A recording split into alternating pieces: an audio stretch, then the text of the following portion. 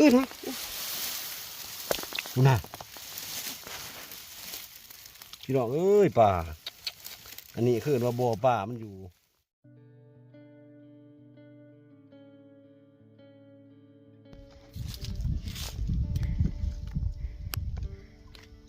ปลาคอหน่อยพี่น้อง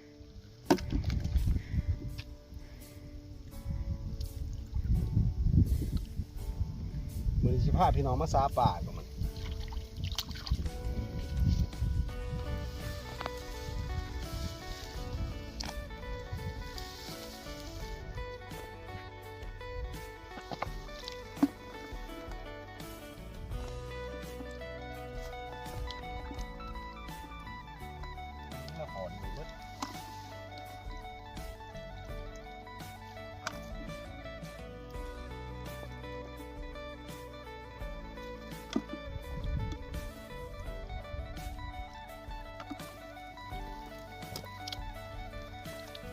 ที่ได้มาตัวกันมาเอามา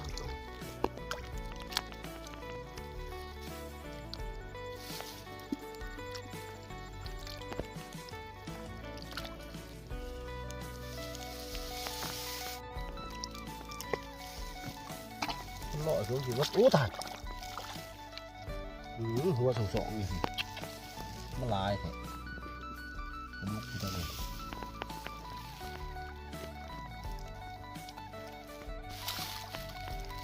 นี่เป็นปลาโคโนะ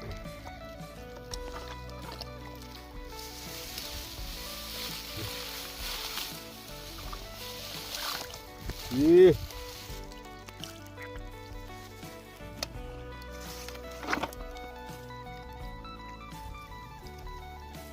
ปลาโคบาทซองเลย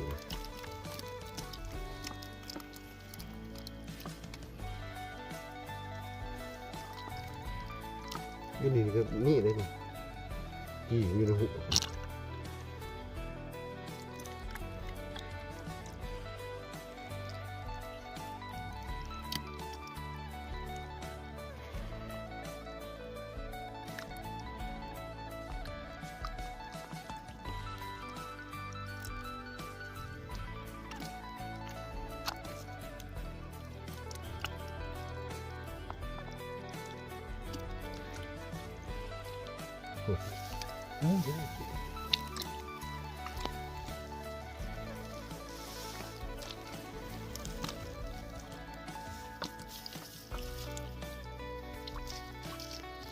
น้ำก่อนพี่น้องน้ำก่อนจับปลา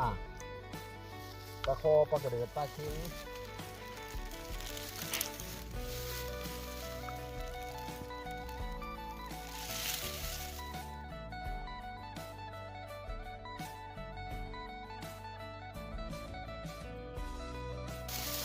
นะพี่น้องเอ้ยป่าอันนี้คือว่าบ่อป่ามันอยู่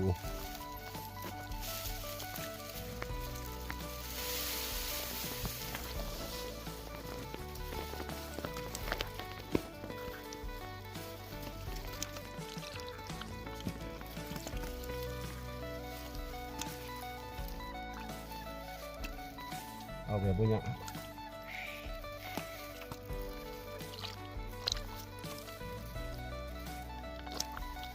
ปลาโคพี่น้องปลาโค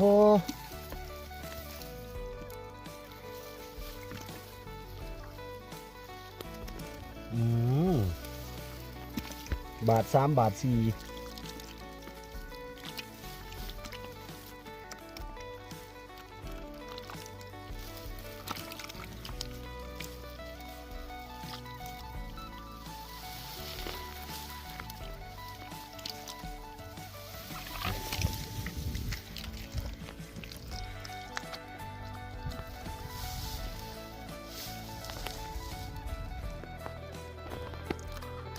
นี่แต่ปลาคอล้วนๆปลาคอหน่อย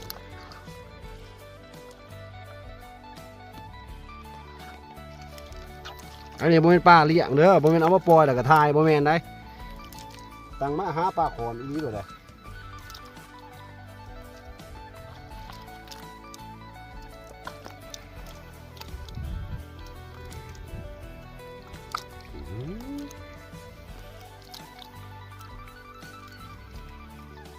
ถึงน้ำหอนดีนว่ะ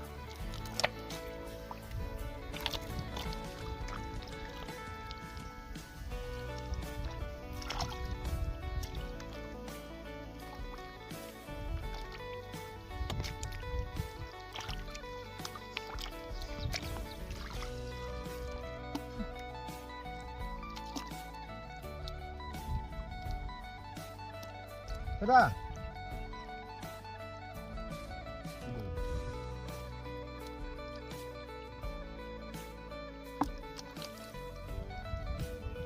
มันลงมันลง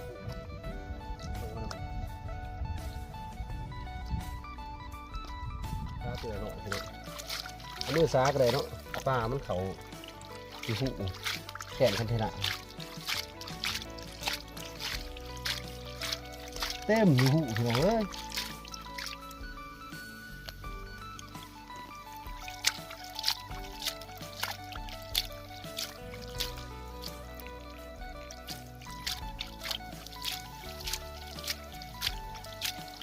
ชุ่มเข้าไปอีกแล้ว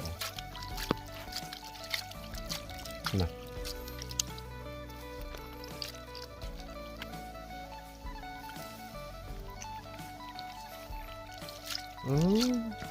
มาตกชุ่มนะ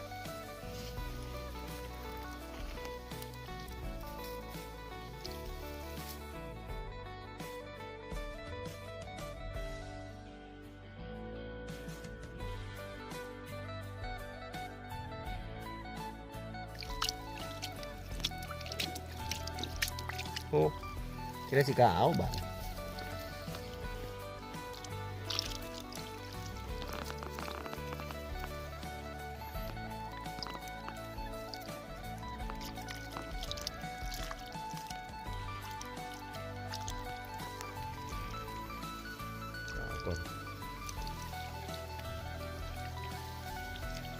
ง่าของตักว่าซะเอาปลาขยงออกก่อน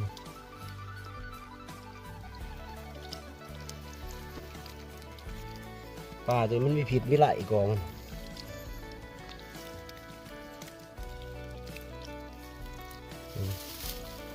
อันนี้นี่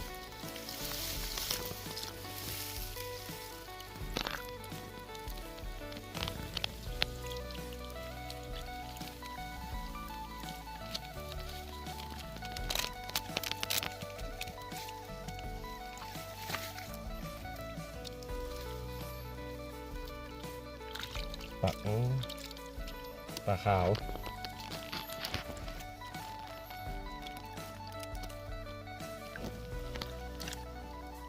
เต็มกำพี่น้องเลย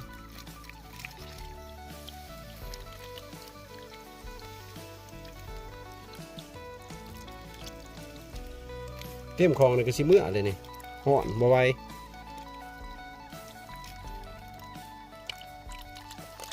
อยู่ข้างในก็สิปลาคอทั้งหนองนี่จะปลากระเดิดครับปลาขะเนะ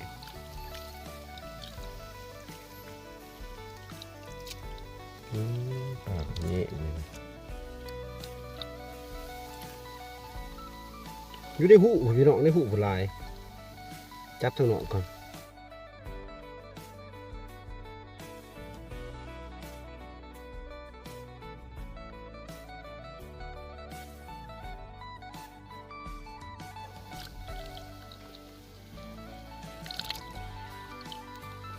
เพื่อนนี่มักปักตัว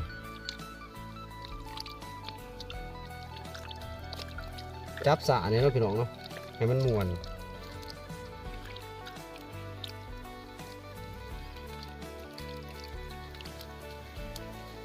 รู้สึกว่าเดิมเสียบๆในมือสงสัยถือเงียงพักปลาข้างนี้นี่นะเห็นไหม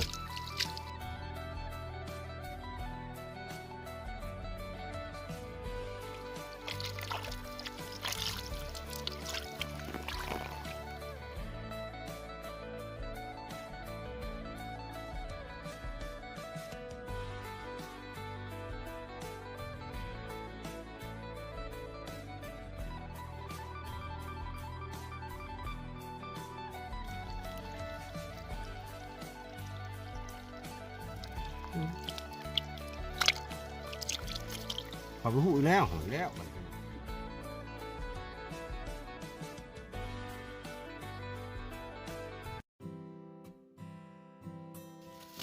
มึงหูป่าพี่น้องเอ้ยนะมันยังอยู่ในอีกได้นี่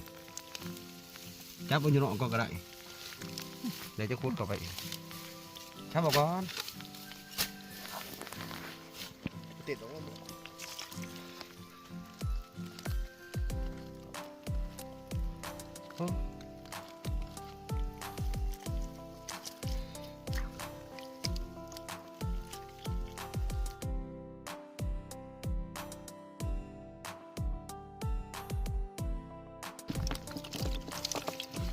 จับนะโอ้โหพี่น้อง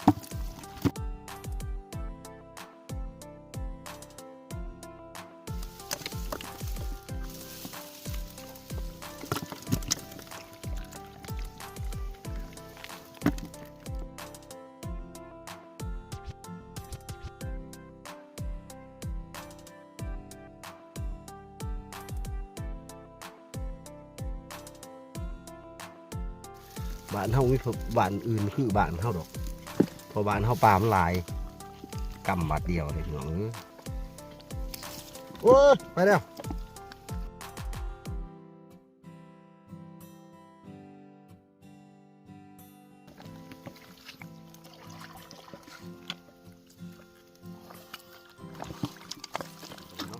ของเต็มเลยพี่น้องของเต็มเลยนี่ใส่คู่